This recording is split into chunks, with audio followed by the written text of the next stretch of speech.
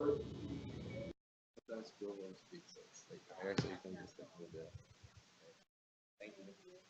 do you have a little stool or anything? Oh, no, it's okay.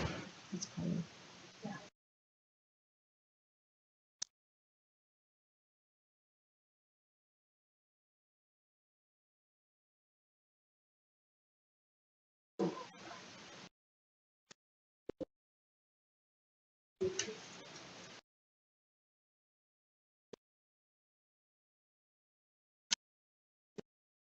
Hey, how are you? I'm speaking. Oh, wonderful.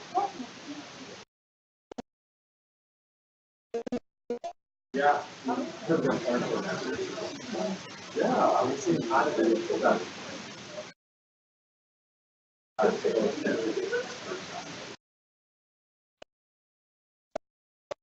Yeah, no, all my mental health stories. Yeah. Yeah. Okay. You can be my friendly face. I'll be your friendly face. I actually want to.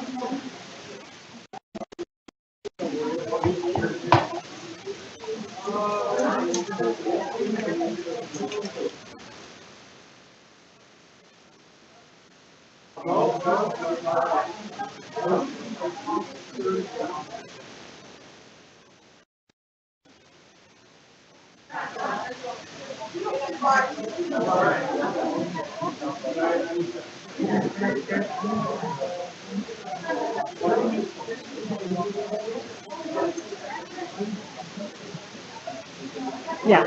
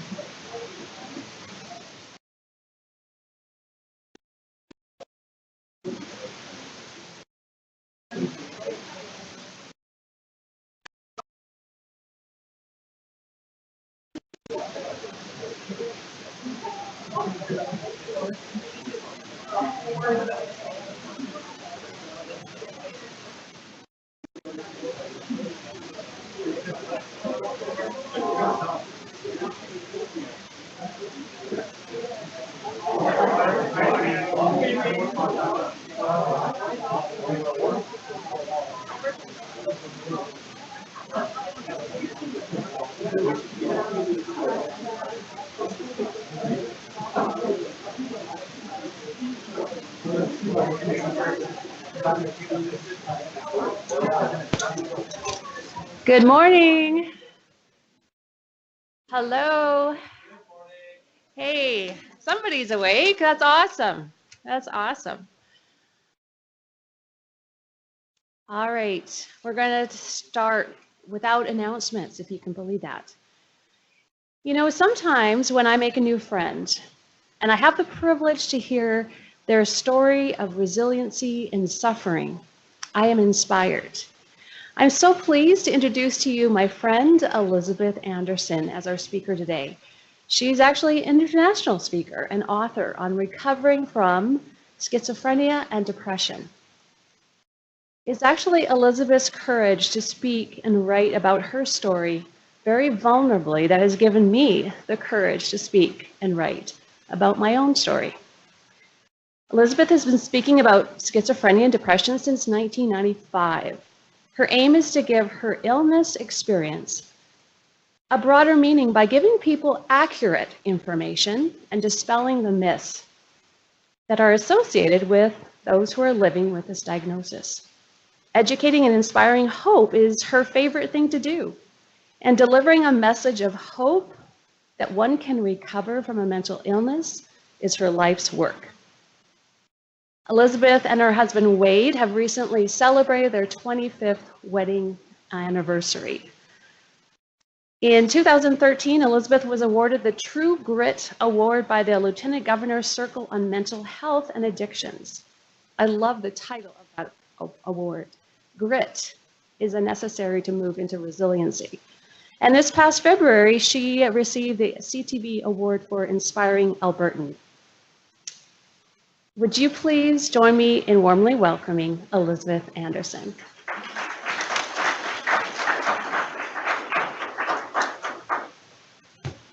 Good morning, everybody. So I thought I'd tell you a little bit about my faith journey, and then talk to you a little bit about the symptoms of schizophrenia, and then talk about my recipe for success on how I got better. So I was 7 years old. I was 7 years old when I decided to accept Christ. Somebody in my school came as a new student. Her name was Glenda. And she had something special about her. And I said, "What's special about you?" And she said, "I love Christ." And I remember being kind of sad in my own life. And I remember laying in bed and thinking, "Christ, if you're there, can you come and visit me?" And I felt peace. And it was very astounding to me. I didn't know anything more about it because I didn't know there was more to know. But it kept me out of trouble. I was a good kid. I did my homework. I was a good student. And I was going to the United Church in their youth program. So I was in the youth program in grade 9, and I had my first suicide attempt. I took a little razor and cut my wrists, and I felt like God wasn't there for me. My mom was an alcoholic, and my life was very hard. So I ended up still going to church, still trying to believe in Christ, but kind of got away from the church and didn't come back for a long, long time. So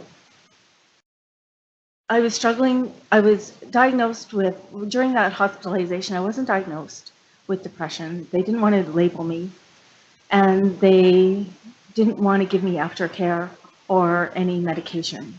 So I struggled on my own. And it was very hard. But God had the plan. I ended up taking university courses and not being able to do them.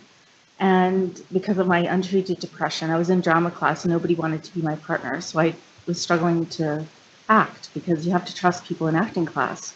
So I dropped all my coursework except for acting, and I received a 98% in high school in drama and went from that to a C, and I was devastated. So I ended up dropping, well, not dropping out, but I got a letter saying, please don't come back to university. You've had too many F's and W's. And so that very day I met my husband, Wade. And he asked me to marry him after 2 years of living together. And it was so interesting because my dysfunctional family could not handle a wedding. We had so many problems. The minister left in the middle of the preparations. My bridesmaids were fighting amongst themselves. My mom decided not to pay the balance of the wedding costs because I had a fight with her 2 days before the wedding. So I went to the caterer and I thought, I cried my heart out, and he thought we weren't getting married. So we ended up getting married, and it was a beautiful ceremony, and we arrived at the hall and nothing was prepared for 120 guests for the meal. My mom was really mad at me. And so it was kind of hard for me, but we did have a good honeymoon. We went to Barbados, and a little gecko came down from the coconut tree and watched us eat our first night there. And Bruce, the cab driver, sang our wedding song as we drove along the coast. And it was beautiful. And I came back and I thought, this is going to be a fabulous life together. So I ended up filling out my thank you cards for my wedding gifts, and I thought some of my wedding gifts were missing. And we did have a nosy landlady, so it could have been possible. So I called the police. The police told us to move. We moved 4 times in 1 year. My poor husband just trying to cope with my upset and my thinking that the neighbors were bothering me. So we moved. My mom bought us a house, a down payment on a house, and it didn't fix anything because I still thought people were coming in even though we were the only ones having a key. So and I'd thrown everyone out of my life. Anyone who suggested that I was sick, I'd throw them out of my life. I was pretty belligerent, actually, and not wanting to get help. I didn't know I was sick. There's a symptom called anosognosia, and you don't know you're sick. The part of your brain that would understand that you're sick is not working. So I had anosognosia, didn't know I was sick. Like if you break your leg, you know you to go to the doctor. If your brain is broken, you don't know what to do, right? There's no signal that says you should go to the doctor. So I ended up having my best friend from childhood. God nagged her to find me. I hadn't seen her since grade 3. She hadn't been invited to the wedding because I didn't have an address for her because we'd lost touch. And she came to my house and got the address from my mom, came to my house and knew I was psychotic. I had dark eyes. My hair was stringy. I hadn't bathed in days and days and days. I'd lost about 30 pounds. And so I just wanted to give you an idea of what schizophrenia is, because a lot of people don't know. So there's something called positive symptoms. It's not positive in the normal sense. It's things added to the personality that shouldn't be there. So this is a medical term. Positive symptoms is things that added to the personality. So it's delusions, fixed false beliefs. I thought people were bothering me, and I still have that today. Paranoia, fear-based thinking, thought broadcasting, where you think people can read your thoughts, grandiosity. Sometimes, like I thought that, there was a big conspiracy against me. That's a pretty grandiose thought, even though I still kind of believe it. Being controlled or controlling. Movement problems, being motionless. I'd sit on the couch motionless every single day. Clumsy, repetitive actions. I rub my legs sometimes. And hallucinations, they can happen on all 5 senses. So touch, taste, hearing, sight, and smell. And you can have hallucinations on all 5 of your senses. And then there's the negative symptoms, which are kind of like, can look like depression, which is one of the things that the doctors try to delineate in the hospital, whether this is depression or schizophrenia, because the negative symptoms can show up first. So negative is taken away from the personality, lack, absence of. So flat expression, apathy, social withdrawal, disordered speaking and thoughts, diminished ability to see a task through, reduction in the ability to find pleasure in life, inappropriate behavior, and the reduced ability to follow social cues. So you're so kind of in your own world, you don't recognize social cues. So people can act really inappropriately and they don't mean to. It's not them, it's the illness. But recovery starts with somebody intervening, right? So Deanna, I'm going to tell you about my recipe for success. Deanna was my first step, timely intervention. The first step is always timely intervention. If you have a mental illness, you need to see a specialist, a doctor. It doesn't get better on its own. And my personal opinion is for schizophrenia, you need medication just because of the way the dopamine works. So you've got too much dopamine in your brain. It's kind of like a ball and joint. Here's the receptor, here's the dopamine. And so there's too much dopamine. It's overwhelming the receptor. So it's hitting the dopamine receptor too many times. And so you need a medication that actually is a barrier to the dopamine receptor. So that's how the medication works. And that's the only way you can reduce the dopamine hitting the dopamine receptor.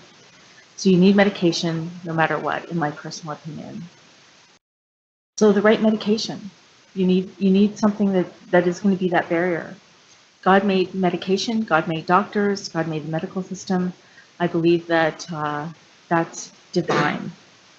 Supportive people. So when I was isolated after my second relapse, I'd been not phoning anyone back. Then they stopped phoning, they stopped calling you, and I was really isolated. And so the church where I go, FAC, they did my mom's funeral, and they kind of stepped in when my mom had lost touch with her church. And so I was going there and trying to find my faith, and was going faithfully, and I got to know some of the pastors, so they did my mom's funeral. And one of the woman who did the music for me said, we need somebody to put away music at the church. Why don't you come in every Tuesday? And I said, perfect. So I put away the music in their proper files and got to know some of the staff. And it was the start of a really good relationship with that church. I also have other supportive people. I started working, helping adults with developmental disability, and I taught a woman with Down syndrome how to do speech about her symptoms for new parents. So then there's a reason to be well. You have to have a second reason to be well, in my opinion. So you can, like, if you're trying to get better from something and you don't have a mental illness, it's pretty straightforward to try to get better.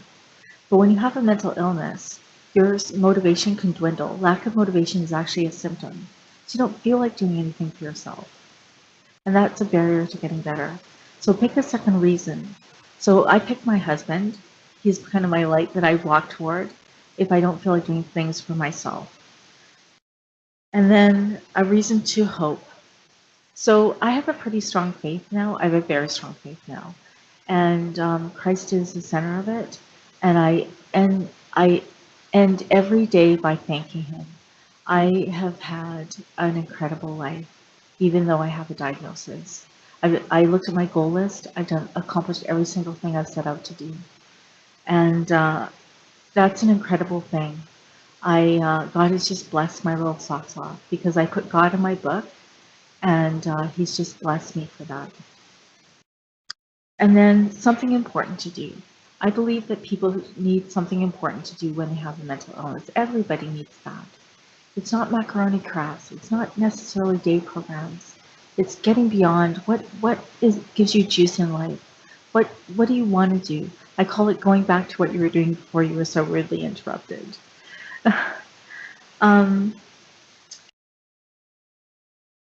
So I'll just tell you a few of my struggles. I still have anosognosia. Even though I've done 1,000 speeches about my disability, I still think that somebody's bothering me. And it's hard because I can't tell if it's real or not, and everybody in my life is reassuring me it's not. So I have to live with that kind of edge of paranoia. Even though I'm taking medication, it doesn't erase the symptoms. It's not as simple as taking a pill. You need the 6 elements for recovery. So a reason to, timely intervention, the right medication, supportive people, a reason to hope, a reason to be well, and something important to do. And this is my something important to do right here, right now, being with you. I love speaking to audiences and educating because there's so much misinformation out there. It's like there's all sorts of stigma, and people don't understand. And I'm on an international cohort of experts that are trying to change the health standards internationally, and we're setting up standards that'll be internationally known. And we're going to change the name of schizophrenia to psychosis, because that's really what it is. It's a long-term psychosis. So, do you guys have any questions? Questions are my favorite thing to do. Go ahead.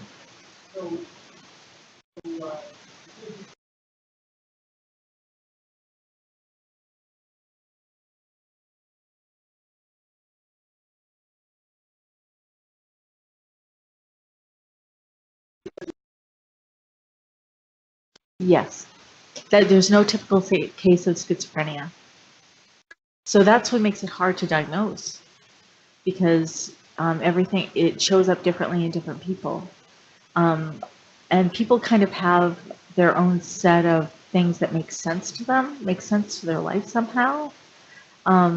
Like the wedding, for me, the wedding gifts going missing, then being paranoid about my neighbors, right? It's logical in a sense, even though it's not rational.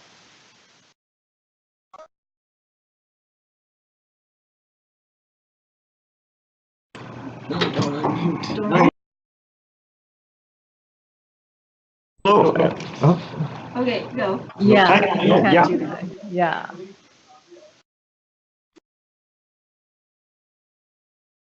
So there's a couple of things. I would speak to the emotion, get to know the person so that they trust you, even a little bit. And then you can speak into their life and say, hey, I've noticed some things. You're pretty scared. Why don't we just go talk to somebody? It could be something medical. It could be thyroid. We could check this out. And if it's not anything, no harm done, right? But if it is something, there's things that people can do for you. So gentle, because I did throw everyone out of my life when they suggested it, but they didn't develop the relationship with me first. I understand that you're scared. I understand that this must be hard for you. And speak to that emotion compassionately, and then you have a relationship to go on. The other thing is, don't get mad or argue or agree with the delusions. That doesn't help either. So it's a matter of speaking to the emotions so that they trust you, and then medication is the only way to get out of anesthesia. You need medical help. Go ahead.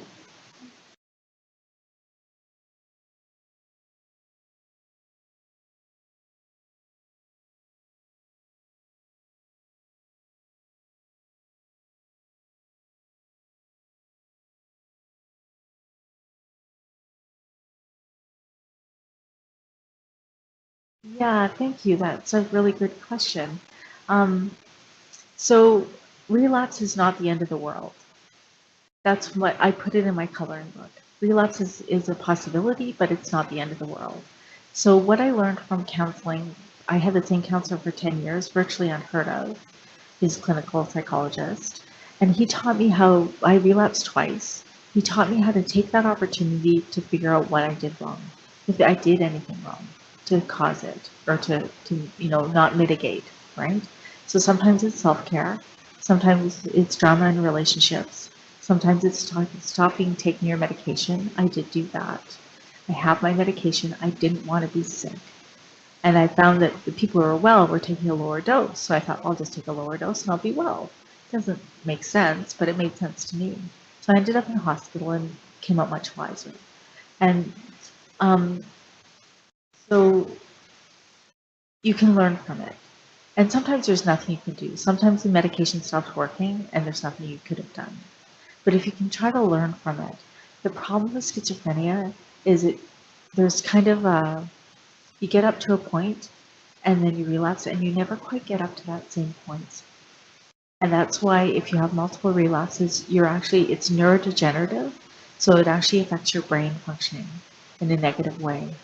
So if you can keep on your medication, keep going, keep with your programs, keep going to the doctor, keeping your appointments, you have the best chance to be well. Right? Okay. Okay. Yeah, so they do hit quite a bit.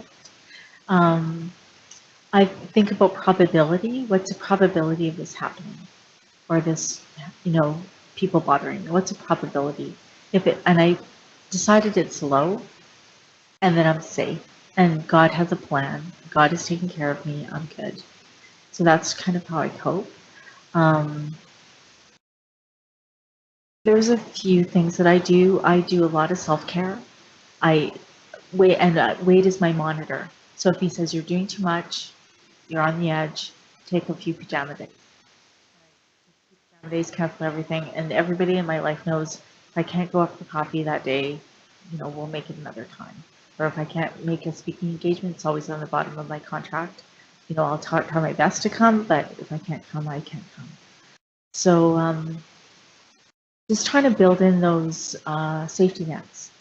Have somebody that you trust that'll tell you when you're slipping, because I don't know. And so those are a few things. Go ahead. Oh, okay.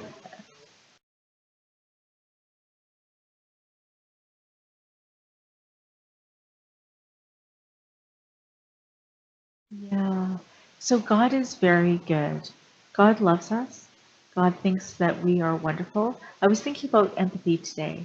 You know how we have that empathetic feeling? That's what God has for us. God gave us that gift to be empathetic.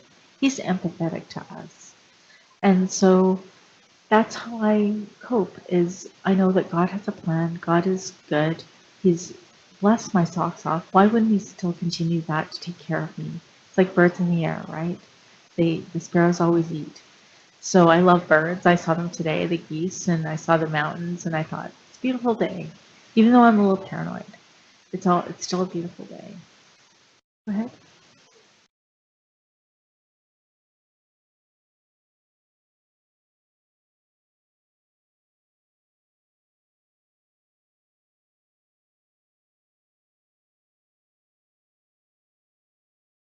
It was a process. It was a really big process. There was people on the way that helped me with each step.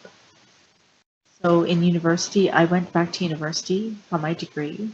A significant professor helped me with that. I did a directed studies course with her, and I processed my mom and I and our relationship, and that turned into the book. Heather at the FAC ended up asking me to volunteer at the church. That was really significant. I met an author who said, I can help you with your publishing your book. I'm a 7-time author. I'll help you. Speaking, I had people at CAPS, the Professional Speakers Association, befriended me and asked me to join. I had a friend who, the way I became an international speaker, I was asked by a cohort in the States that had a 35-year-old conference. And my friend was a psychologist who went to that conference, and they were looking for a keynote. And he said, you should call Elizabeth. So I ended up going down there and got a standing ovation from the doctors, and it was a fabulous experience. But just supporting people along your way, you have to find their opportunity. And that's what I find. People with mental illness aren't given the opportunity. Their day programs and stuff like that are good for a time, and ongoing support is super important. But what is it that this person wants to do with their life? And that will get them out of bed in the morning, right? Go ahead.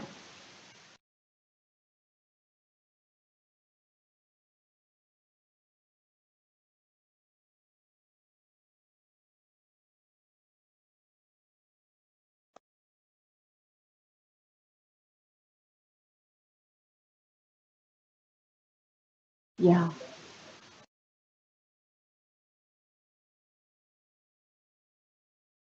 Yeah.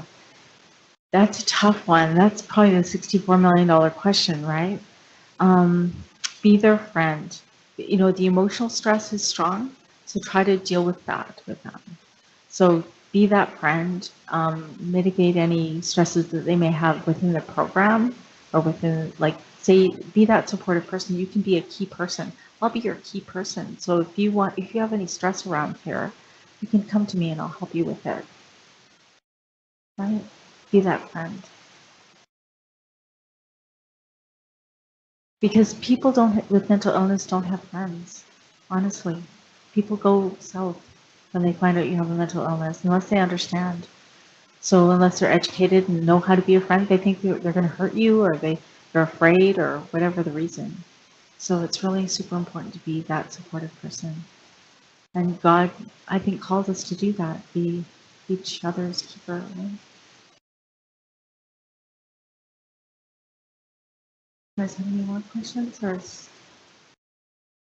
Okay. I just want to pray for us. Father God, I pray for the people here at the Mustard Seed. I pray for the love that they have for their people. And I pray peace over them and contentment in their work. I pray that people that come to the Mustard Seed be blessed and cared for and given hope, because hope is from you. I ask that you help each one of us go through our day and reflect on how we can help people better and be that light and be that brother's keeper. In Jesus' name.